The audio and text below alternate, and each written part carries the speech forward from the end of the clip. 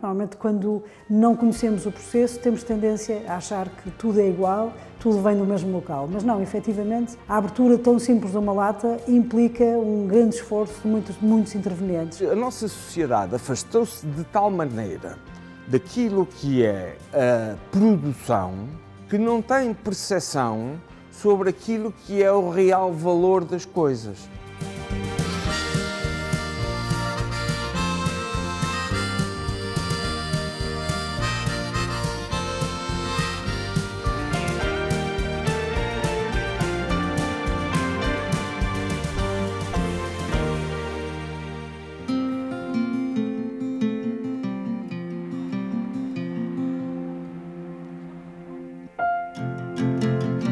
A Conservas Pinhais foi lançada em 1920, foi fundada por dois irmãos, os irmãos Pinhal, e por dois investidores.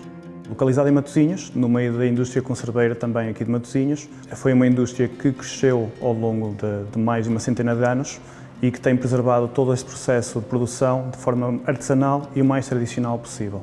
Apesar da sua longa história, das evoluções e das inovações que existiram, tem mantido fiel àquilo que é este processo.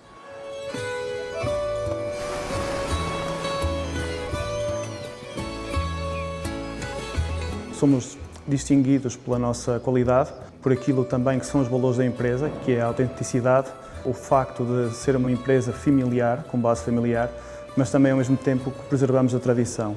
Nós vemos um bocado a Pinhais enquanto um legado, uma herança que transportamos até os dias de hoje e que faremos tudo para defender. Consideramos-nos os guardiões desta tradição e quando falo de nós, falo também da nossa produção, onde temos as nossas senhoras, que são consideradas artesãs pela sua forma de trabalhar o peixe, pela forma como conhecem o peixe de qualidade e como também conseguimos colocar todos estes elementos no seu processo.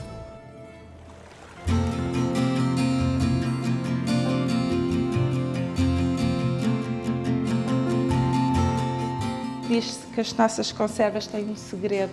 Não sei se será o molho de tomate ou se será outra coisa. Onde é que se pode guardar uma receita centenária ou mesmo até um segredo? Num cofre? Então, por favor, pode abrir o cofre. Não tem nada? Nada, de certeza. Supostamente devia estar aí alguma coisa. Venham ver, por favor, o nosso segredo. O nosso segredo é a nossa fábrica, as nossas trabalhadoras e todo o nosso processo. É um segredo demasiado grande para caber num cofre, não é? O turismo industrial acaba por ser importante para a Pinhais, porque enquanto bandeira que temos, que é o Conservas Pinhais Factory Tour, nós tentamos dinamizar e dar a conhecer a forma como nós produzimos as nossas conservas, de forma única. E esse processo acaba por ser demonstrado com as visitas que são feitas aqui no tour, porque não temos nada a esconder, as pessoas podem ficar a conhecer não só a nossa história, o nosso legado, qual a origem do produto, quais os passos do produto até chegarem à mesa, e também, acima de tudo, a forma como a tradição é transportada para os nossos clientes.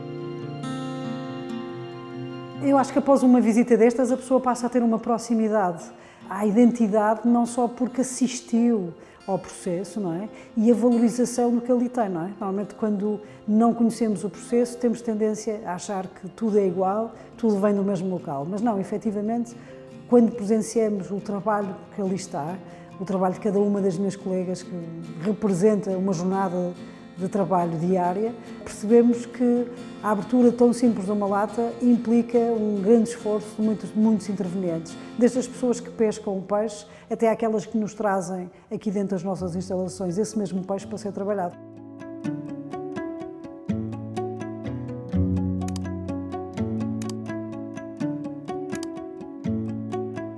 Claro que há conservas noutros pontos do mundo, não é? Temos aqui a nossa vizinha Espanha, que também tem um mercado forte a esse nível, principalmente na área dos molluscos, mas aqui viver algo com a nossa experiência desde 1920 e poder partilhar todo este espaço que aqui temos, envolvente, em que estamos nos escritórios antigos, originais do início da nossa existência e onde até 2020 estivemos aqui instalados, é algo que às tantas isso não se consegue replicar em nenhum lado, não é?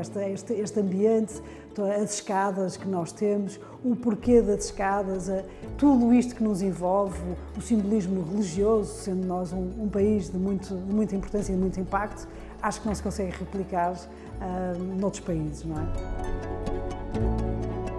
Aquilo que eu costumo dizer é que a tradição, o facto de sermos uma família, porque é assim que nos vemos a todos, não é? O nosso trabalho do museu depende essencialmente das senhoras que estão na produção, não é? Porque se não tivéssemos as nossas colegas da produção, as nossas artesãs, tudo isto não teria razão de ser. Não estamos a carregar num botão e abrimos um painel e vemos uma máquina a transportar latas, não. As senhoras estão ali, fazem parte, com tudo aquilo que envolve uma pessoa estar no seu ambiente de trabalho, não é? Um dia mais positivo, um dia menos positivo, lidamos com esses imponderáveis. Portanto, se o mar dá peixe e nós temos produto para trabalhar nesse dia, pois então estamos todos contentes, mas se isso não acontecer, estamos contentes na mesma a fazer aquilo que é necessário, a fazer a envolvência da lata no nosso envoltório e termos o produto final devidamente apresentado, sem termos peixe nesse dia, não é? Portanto, há aqui toda uma temática de tradições, de autenticidade, de seguirmos os nossos planos iniciais daquilo que não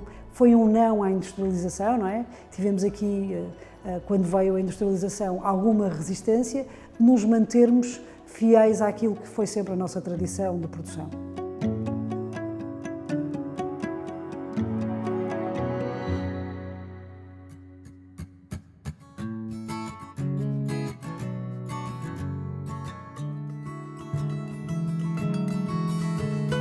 A Viarco é uma fábrica de lápis, aliás, é a única fábrica de lápis que existe em Portugal.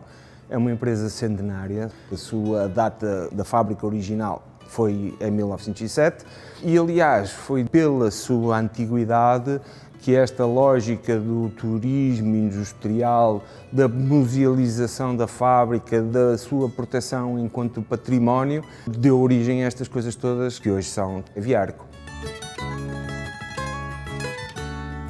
Nós temos diferentes áreas de negócio e cada uma delas ocupa uma função. Nós temos áreas muito tradicionais, que são, por exemplo, as áreas dos lápis profissionais para carpinteiros, para pedreiras, para indústria metalomecânica, têxtil, coisas desse género. Temos, efetivamente, outra área que é a parte da personalização dos lápis. E há uns anos para cá temos vindo a desenvolver produtos na área de materiais para belas artes e de materiais de design.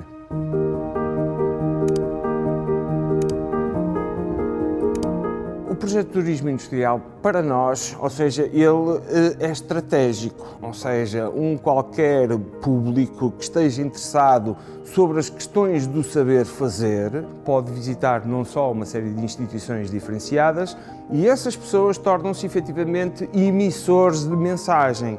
O maior valor reside aí, não é nas vendas ou no lucro que esta operação dá, é efetivamente na relação que cria com as pessoas que nos visitam. A nossa sociedade afastou-se de tal maneira daquilo que é a produção que não tem percepção sobre aquilo que é o real valor das coisas. E quando nós não temos percepção sobre o valor das coisas, achamos que elas são descartáveis só porque são baratas. Nós temos que efetivamente aprender a valorizar as coisas e a pagar por elas, a exigir, a ser exigentes na qualidade e efetivamente retribuir, isto é, repassar esse valor efetivamente depois para quem faz coisas.